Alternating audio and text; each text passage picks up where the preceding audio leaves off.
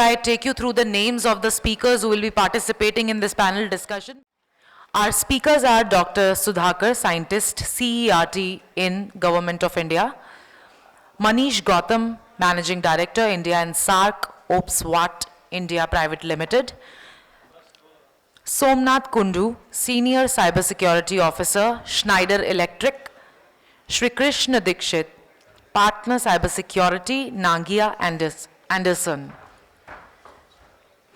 Mr. Vinod Karumampoyil, Director, Digital Transformation Officer, Cisco.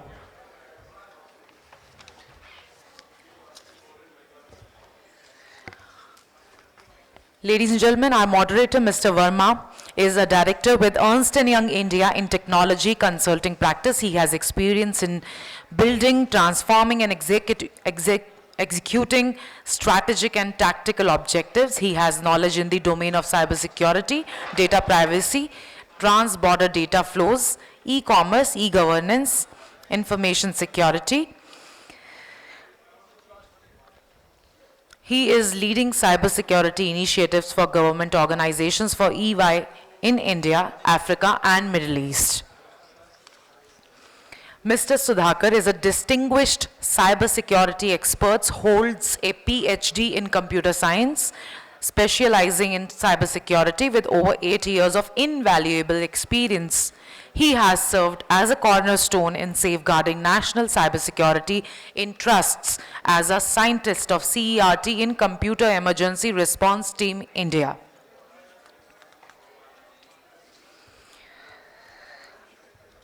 Mr. Manish Gautam is the Managing Director at OPSWAT, India and SAARC, and is an accomplished technology leader and professional in the cybersecurity industry.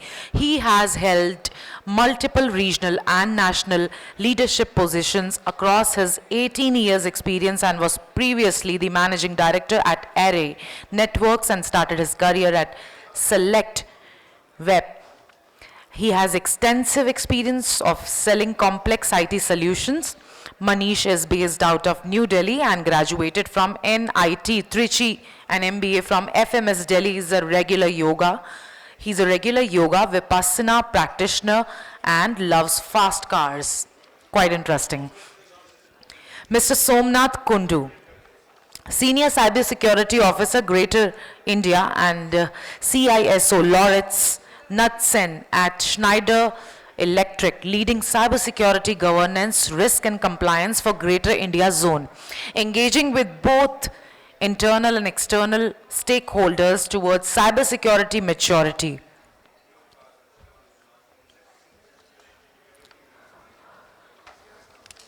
Mr. Shrikrishna Dikshit has more than 18 years of experience in information systems security, business continuity and disaster recovery management, risk management, cloud security assessments, GDPR, SWIFT assessments, forensic analysis, application security assessments, and many, many more. He was also a key speaker at SWIFT Security Conference in Bangladesh, Indo-Bangla Summit, ICAI Annual Conference in Bahrain, ICAI Conference in Doha.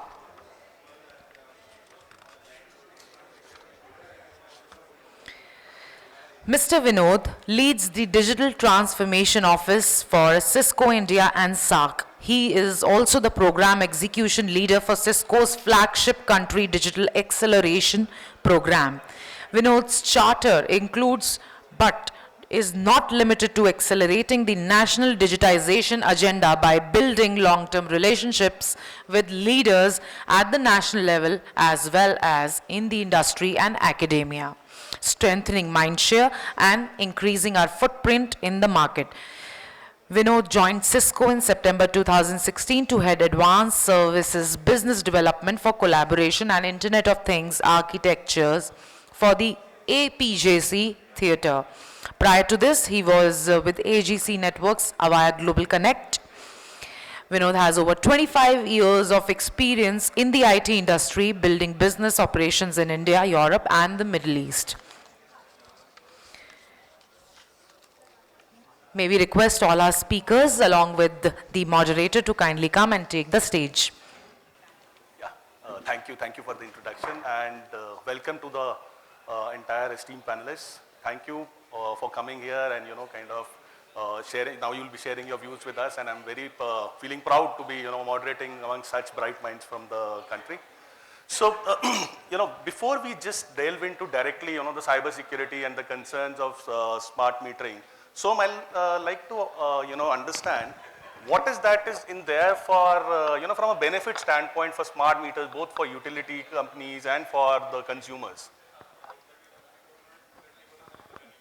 So for me, uh, from the background of the product security aspect, for me, visibility is always of utmost importance. So as we move or transit from analog environment to a digital environment, definitely the visibility will increase, and with the visibility, if we talk about cyber, the understanding of the threats becomes much easier. We can do a continuous monitoring, and it also has a better scalability aspect also to it, because in the larger context of it, we can upscale the entire system just because it being a digital environment.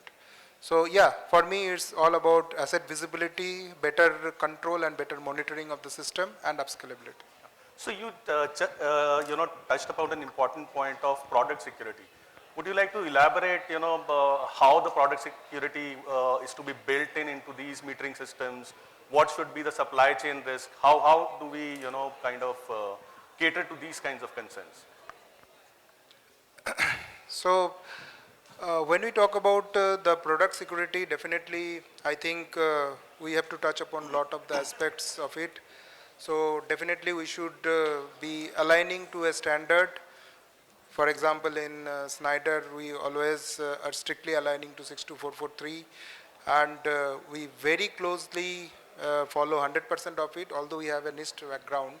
So NIST framework background, we also follow the 62443 in total compliance of it for the product security, and that is where we are not only talking about the product as a whole, but we talk about the components, we talk about the software bill of material, we talk about the firmware, the entire security about the value chain in itself. So how the value chain gets protected is very important, and when we talk about value chain, we talk about supply chain, and we also talk about our third-party management system. So what strict controls we have within ourselves. So if we talk about the product security within our environment, okay, we can control it. But what about the things that are backward and that are forward integrated? So we should have strict and tighter controls on them. And last but not the least, I think, is alignment to the standards like 62056 or IS 164444. So we need to align to the meter specifications. We need to align to the other specifications requirement, and that is how we can really produce a very secure smart meter. So Dr. Sudhakar, what do you see as the main cybersecurity concerns from a smart metering aspect? Hello. Yeah, cybersecurity concerns as a smart meter, we can say that the data that is coming from the smart meters to the infrastructure. So that communication need to be secured so the attacker cannot tamper with the data, and what extent the data can be is collected from the smart meters. That is also a privacy concern, because the data is continuously collected from the smart meters, which also shows that how the consumption of the energy is with the individual. So the socio-economic status also can be revealed from that. So this is a major privacy concern that a right to privacy can be violated in that case also. So to secure that particular data, need to have better encryption mechanisms, and the communication channel need to be secure with the VPNs and other technologies. So this can be can an organization have to secure the data of the devices that is being deployed at the endpoints.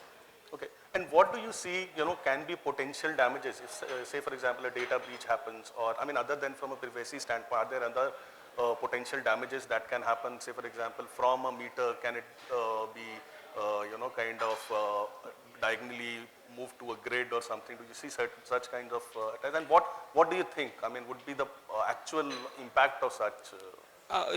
Yes, you can say that because anyway, the smart meters are connected with the infrastructure, and infrastructure is anyway connected with the grid. So if any threat actor get into that particular infrastructure, that literally move towards the OT system also. So that part is also can be affected. And one major point is if the attacker can intercept that particular channel and can able to modify that particular packet, so the attacker can alter the readings also.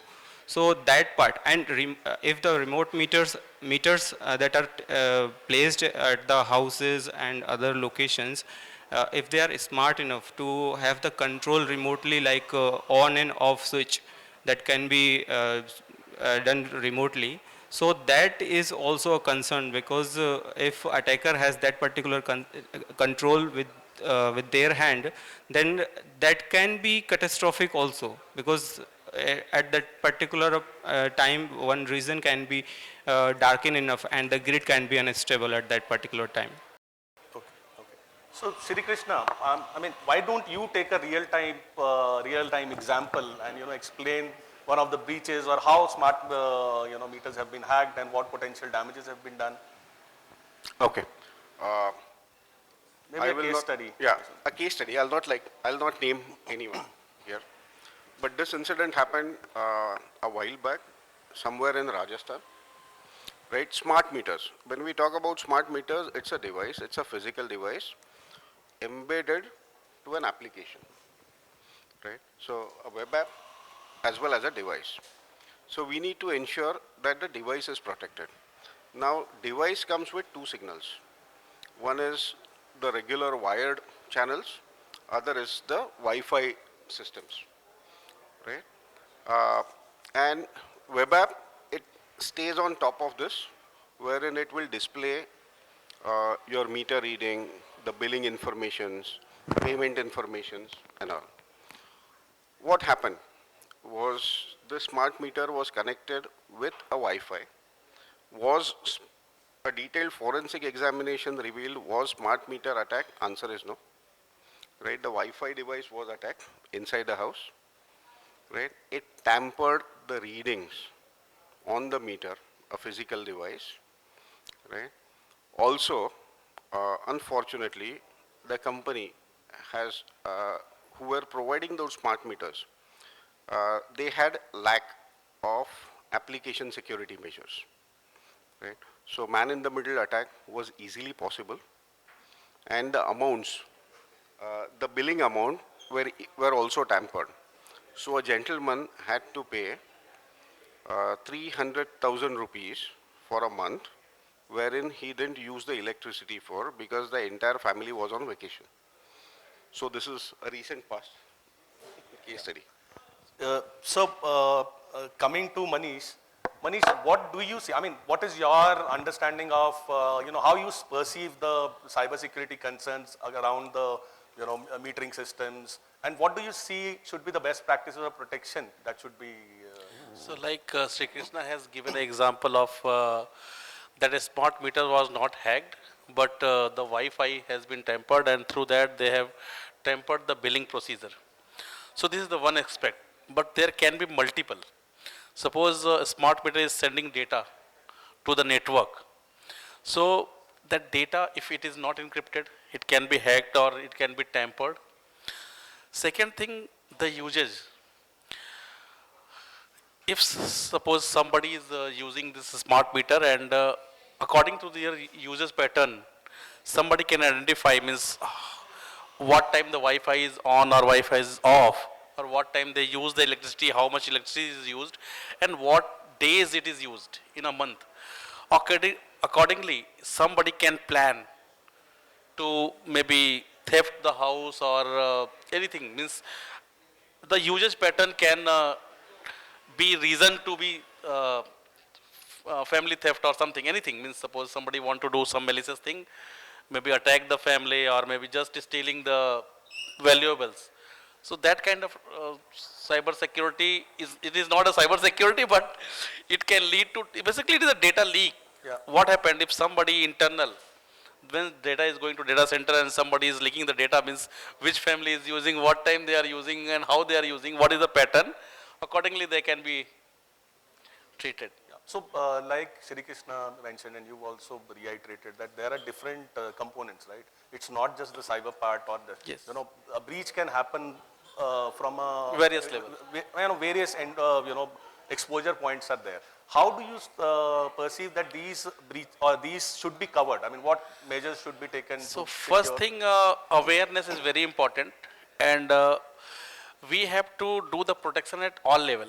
Means we have to protect the device, the smart meter, the data, transfer the data, plus at data center, the leak. Means when you are, means there are internal, means most of the malicious leak are from the internal users. So in this scenario also, somebody should not leak the data, so we have to monitor. And we have to make a certain mechanism like DLP systems or other systems, cybersecurity system in the data center, where no privacy has to be maintained. Means no personal data to be gone outside the premises of data center. Yeah, please. Yeah, just to add on, like Mr. Kundu spoke about various standards, right? There are these standards for protecting the product. Even IEEE has come up with a standard for securing smart meters, right? There are guidelines by Ministry of Power, Central Electric Authorities. So if these are all followed and implemented well, I think there can be a reasonable cybersecurity protection on this. So, just Vinod, I wanted to talk to you about, Manish mentioned about the enablement part. How do you think the capacity building, because everybody needs to be aware now with smart meters, both the, end users as well, developers. How do you perceive and how do you see this enablement should happen, capacity building for security should be done? Amit, I come from Mumbai, right? So in addition to the rains which you've got, we also try to compare everything to either cricket, because Mumbai Indians did not do well. We will not talk about cricket, but let's talk about Bollywood, right? And all of you have seen Three Idiots, right? We live in a country where the innovation that we do, which sits in between any system, right? Any system has got a point which has got to do with standardization, and there's a certain element that you have to do with adequacy of it, which is very well laid out, like all the co-panelists have mentioned, and there's a compliance element to it, right? Somewhere in between is where, Dikshit gave a good example of where it fell apart, the man in the middle that we talk about, right? In my opinion, a lot of that can only be fixed with awareness, number one, and education, right? And you need capacity building to do that. I specifically like what the RBI has done, along with a brand ambassador like Amitabh Bachchan, in educating and alerting, right? I actually believe a lot of India, and especially if I were to use the word vulnerable to the young people and the elderly folks, are alert now to a lot of the scams and the troubles we have, right? I just use that example because a very good B2C example to talk about, right? We need to do a similar one as far as these scams are also concerned. They are no different, technically, if you look at it, in their origin and how they go about doing it. So we need to do that in terms of capacity building or impactful messaging, which needs to get across. The second part of it is to do with professionals, right? There is a whole lot of SOMs who need to come up to go about implementing this, both at the product level, at the consumer level, and also along the supply chain where it happens, actually, right? Otherwise, we're not going to have it. The industry struggles to provide it today, right? We as one of the people try to influence as much as possible, educate with certified courses, build it into academia to do it, right? And right, the academia always has a habit of trying to follow the latest fashionable technology till a certain extent. it still doesn't become industry ready actually, right? So like how we did about 15 years back in developing the IT base within India, there is a need to develop a very, very niche cybersecurity base too. And you know, right, anybody who's decently qualified gets swooped away. And I'm sure a lot of them end up under your roof also as we speak at the moment. So I think building that large funnel to scope it up is all of us have a role to play in that, irrespective of whether we are an OEM, whether a consulting organization, or an end user organization, or a regulatory organization, right? All of us need to build that as we go ahead trying to do it. One thing good is that the government recognizes it, number one, and luckily, electricity being what it is, we also realize it is a key weapon in what's happening in the geopolitical world, right? A lot of us don't talk about some of the stuff which is observed, how our utilities have been getting attacked threefold over in the recent past, actually. To do that, if we do not do the capacity one, we will have a lot of issues. I'm not saying the creative ones will happen, but the large, sophisticated ones will only mount as we go forward, and that can only be handled institutionally. Thanks. So very important point you brought about, the attacks, how it's happening. So Dr. Sudhakar, I mean, you being in the part of the CERT, how do you see, I mean, there will be state actors, non-state actors all the time, utilities is being a prime target because it brings down the entire nation to a halt if something, large happens like what Vinod said. How do you see, what kinds of incident you are seeing from a metering standpoint or from a power sector standpoint? How are they being reported? What kind of incidents do you see and what is the volume that you see? If you say that in the Indian part, that in the power sector we see a lot of incidents, but still the OT part is majorly not affected with the cybersecurity incidents, but IT part is majorly affected. So the operation part and the availability of the energy is still safe, we can say that. But this is, I think, this is that we are safe because the attacker, state-sponsored attacker, are not targeting that particular portion. Okay. We can say because APTs are more sophisticated that than we think, and if their presence in the power sector is still there, so they can move from IT to OT at any particular point of time and harm whatever they want to do with that. Because our utilities are still using legacy systems, are not upgrading the SCADA and other systems also. So we are still sitting on a ticking time bomb, we can say that. Yeah. So this part we can, we should point out, and we should taken care with the utilities and other OEMs also. So this is very important point that everybody should take care. So I'm coming back to you. Dr. Sudhakar mentioned about OT part, and we do see IT and OT convergence, right? So what are your views from a cyber standpoint with this IT and OT convergence happening? Dedicated SOC, which kind of covers both IT OT parts. So how do you see this convergence trends, cybersecurity concerns, and how to kind of remediate them? So coming from the fact that the benefits of going digital and upscalability, the sustainability part with the monitoring. So I started my talk with visibility and monitoring. We firmly believe that incident response needs to be of utmost importance, because the more we are able to observe the entire ecosystem, the better we will be off hand to protect the system. Because surprises will come, but how we are catering to it, how we are learning from it, and what we are doing so that it doesn't repeat is of utmost importance. But when we talk about a convergence, there is an amalgamation of OT environment and IT environment. And there is always a talk about IT people will not understand OT, OT people will not understand IT, they work in silos. We believe that to bring down the response time on any of the events or any of the observations or incidents, the best way to deal it is unify the system.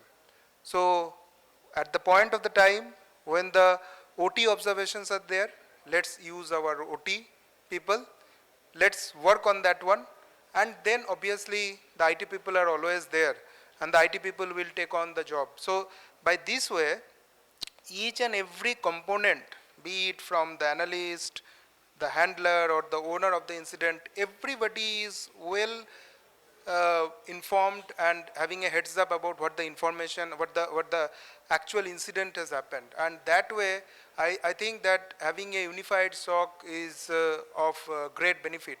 And I also echo with what Vinod was telling, is that for us, people is not a weak link, rather people should be the strength. Why strength? Because if we are able to make our people aware, if we are able to give customized trainings to the different genre of the people that are working in the different aspects of this value chain, then definitely they can also be, I am putting a very important point, that they can also be the sensors who actually detect an incident. So that way, I think it's not only the technology that is attached to the process which can give me back some idea, but the people, if they are well aware of, then they can also be acting like sensors who actually report back. And this is the whole ecosystem we try to build about, where the unification is happening. Yeah, okay, thank you. So, Shrikrishna, I mean, how do you think the utilities companies should, plan, develop an effective incident management plan, and how can they reduce the, time to respond to the events? How should a utility company should look at it? Okay. So one is, each company should have a stringent incident management plan or an incident response plan. Right? The whole agenda by CERT-In for this incident response is to collect the data, right, of what incidents are happening, how they are happening, and CERT-In is creating a roadmap, right, to ensure that these similar incidents are not repeated again. Even if you check CERT-In website, there is an advisory tab wherein they are reporting all the fixes, right, for the systems with their version numbers, like what are the common vulnerabilities and what needs to be done to do that.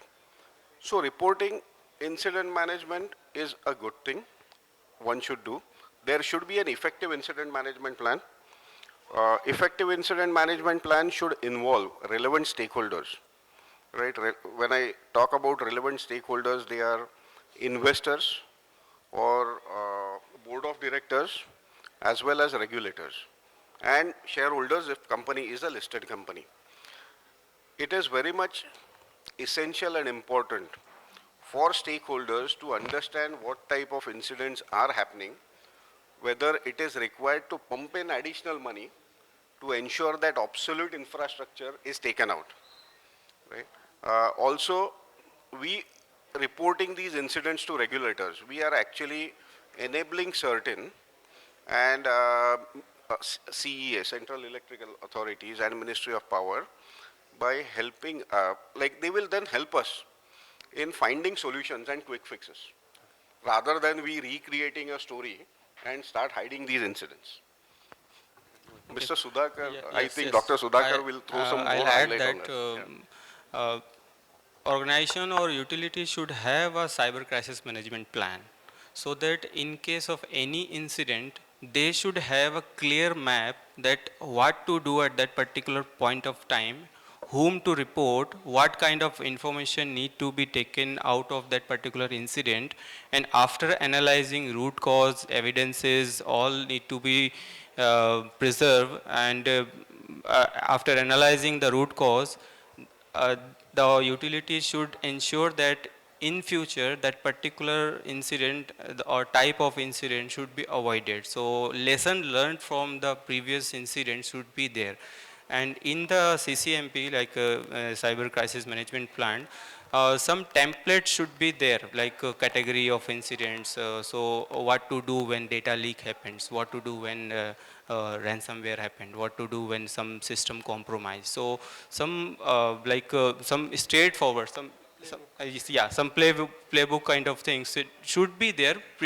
And if any incident happen in the future, then these documents need to be periodically updated, and with the help of us also, these documents need to be updated, and after that the organization can say that we have a preventive steps to taking care with the help of CERT-In also and the CCMP, so that we can do the corrective actions and help to recover from that particular incident. Oh, thanks.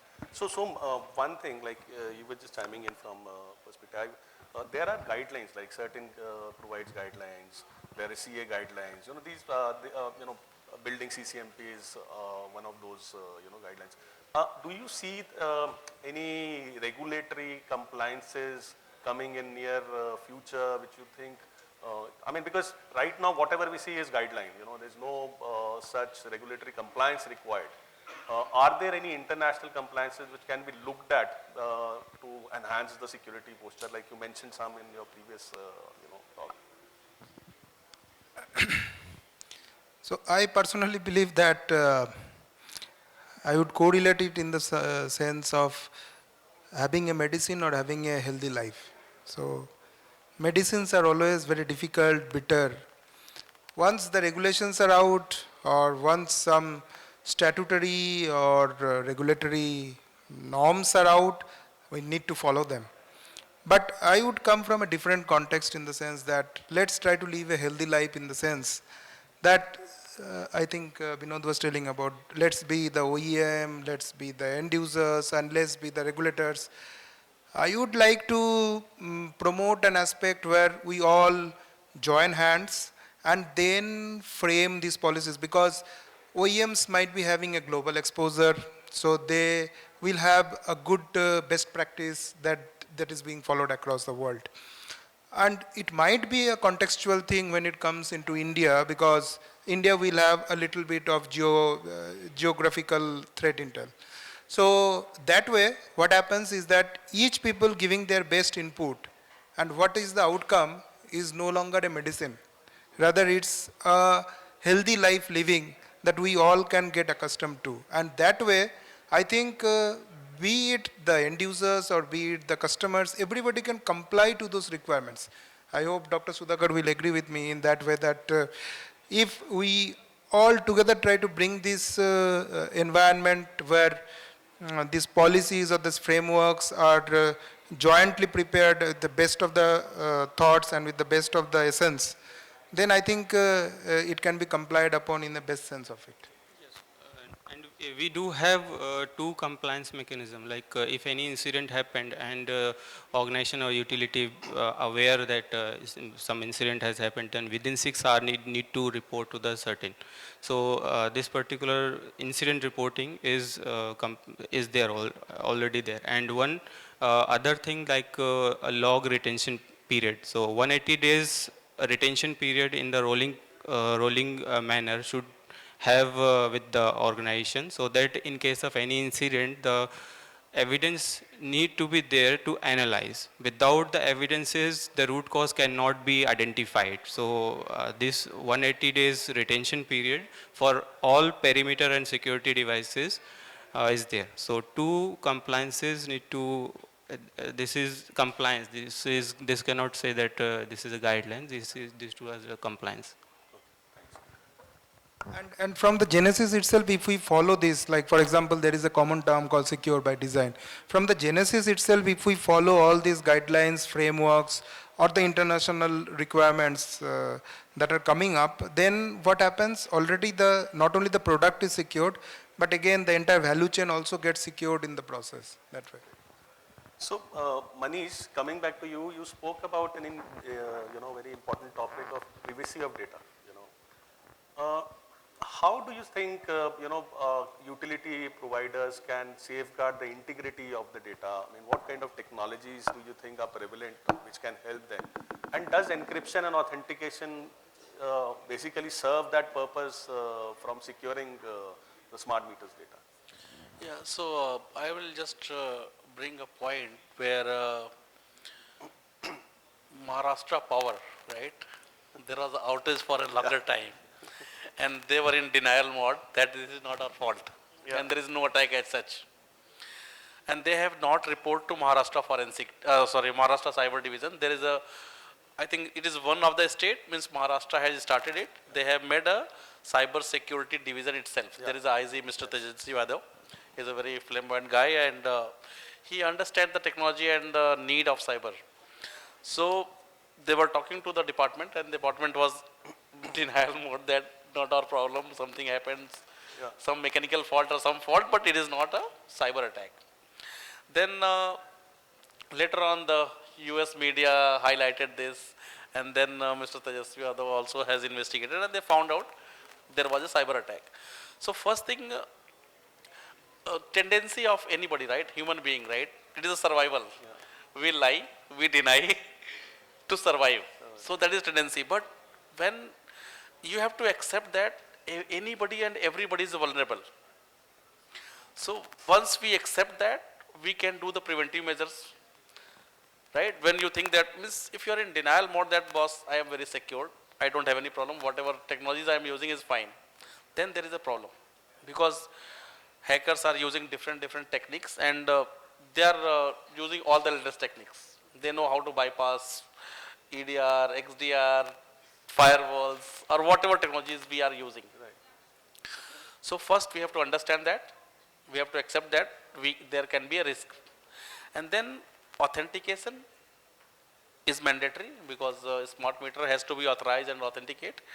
But apart from that, when you send the data has to be encrypted, that is okay. Even then when it goes to data center means who are the using the data, means there must be some policies, or you have designed such kind of policies where data cannot be leaked. Because I told you, right, 90% leak happen from the internal users. Right. So that is very important, means within system there should not be any leak.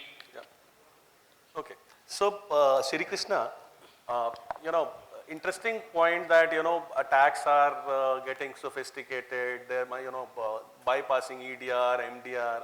How do you see from a power sector, from a technology standpoint, we see hackers, getting into AI/ML, using it more effectively, and we trying to build products, to safeguard ourselves. How do you see that trend, usage of AI/ML to attacks, maybe grids or something like that? How do you see that as a trend?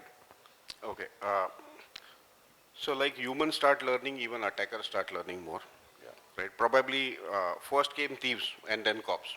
That's the whole saying of the world. So always think they are 2 steps ahead. Right? Usage of AI ML for analytics purpose of the data coming into play is already being used. Also, see, then there are 2 things which comes into play. One is protection of data from cyber perspective. Other is the Digital Data Protection Act coming into play. So Digital Data Protection Act coming into already been passed. Today people are waiting for rules to come in. We should understand that this is an umbrella act, right? Not sector agnostic. Right. This is an umbrella act, so we need to identify what is applicable to us, right? And deploy relevant controls accordingly. With cyber security, the likes of AI and ML, right? We need to ensure that even prevention is being rightly brought into play. When central electric authorities talk about the guidelines on information security, though they are mentioning about ISO 27001 in one of the annexures. If we are using AI and ML products, right? So we need to ensure that at least bare minimum we are using that ISO 42001 standards as well, which ensures information security for that AI and ML products. If we are buying any AI or ML products across, we need to ensure that at least those companies are following those secure practices. If data is on cloud, right? Thankfully, Companies Act came into play, and they said that all financial data should reside in India, where RBI said all data should reside in India. If our personal data is fetched on cloud, then what? So is that data residing in India? Is cloud security also considered as an integral part? So audits should be a routine necessity for an organization. It is not for a fault finding objective, but it is to improve the organization's culture. Now, be it the routine age-old products which is being used, or the new comings of AI, ML, or the likes of that GPTs and others. Yeah. Right? So holistically, it should be considered. So, Vinod, what do you see from a technology standpoint? Trends which would come in or which are there to secure the power sector, utilities, and smart meters? I mean, all security, including power, number one, right? The norms are, or the emerging technologies, right? I mean, I don't want to re-emphasize on AI, ML, right, which has been properly done over here, actually. I mean, at Cisco, we at least believe that, the amount of advancement that will happen in the next 3 to 5 years using AI, ML, we can't even fathom it, actually, right? So we are trying to be prepared for a world where you can deliver value, and also you need to be prepared for the adverse effects where some of it leaves, right? There is this huge thing, right? You can do any amount of preparation in a boxing match till you get punched in the face, actually, right? And most of us are very reactive when it comes to security. And I'm not just referring to only IT and OT security. I mean, you can take fire security at any given point of time. The way we do it, it just happens to be a tendency where we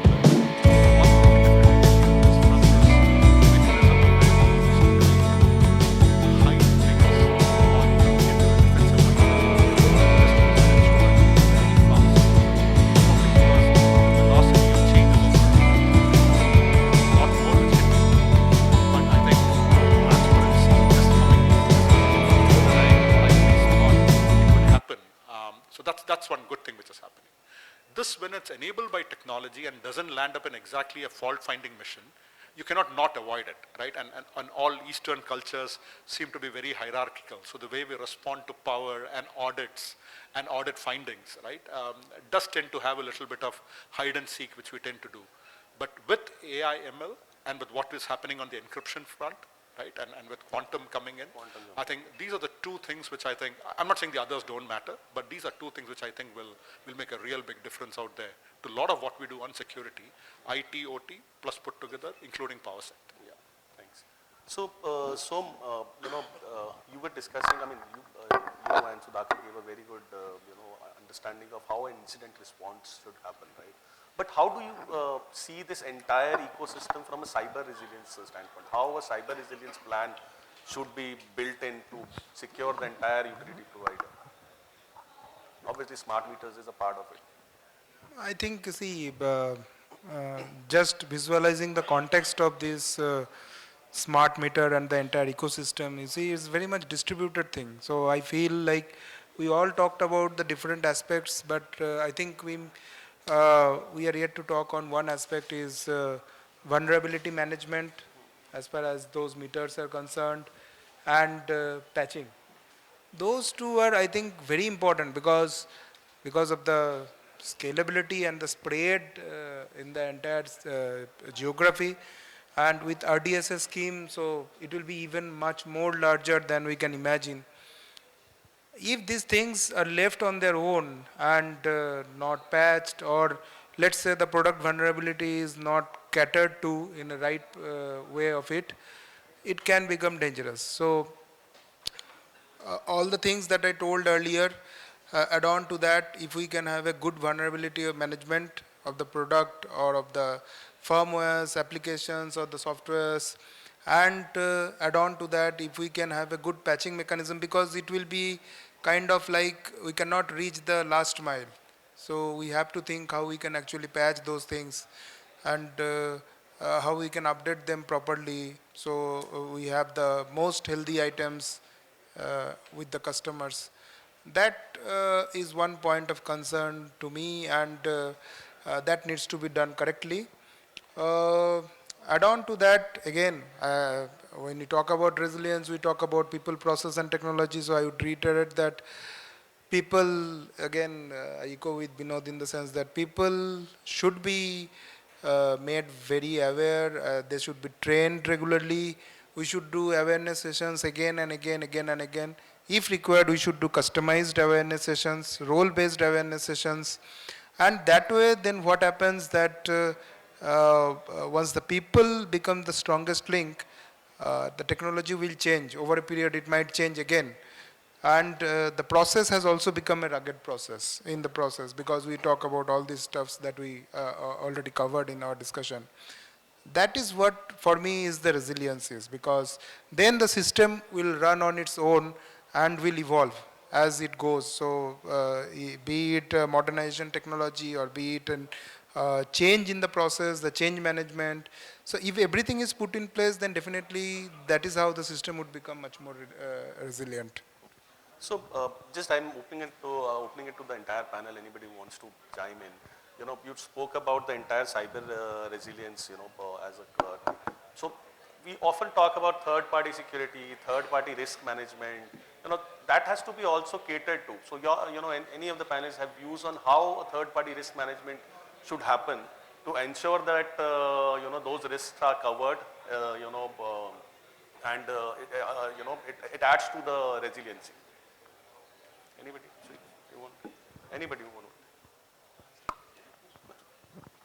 So it's like let's not only monitor the system but also monitor our third parties or our value chain, people who are in the value chain other than us.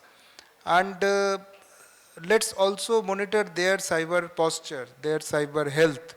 So we can talk about the scoring systems are there. We can see the scoring systems, understand, and let's say identify that, okay, so and so are in the critical, so or so in the high or in the medium level.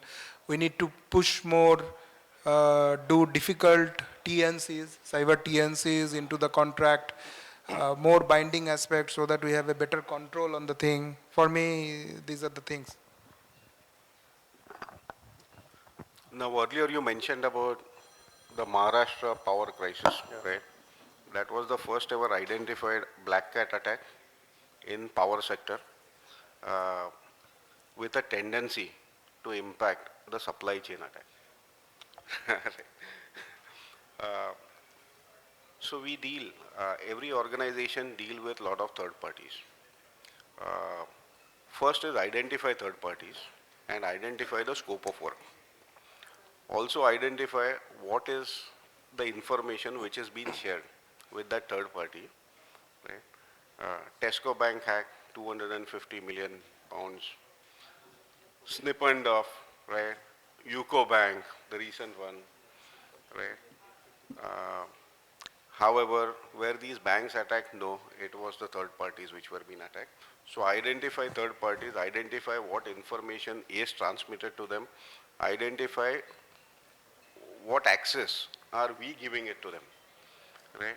And then ensure that, again, I focus and emphasize on audits, that there are these third-party audits happening, right? Because you need to ensure that either your third parties are following, at least they are at par, or they are following better security practices than what your organization is following, right?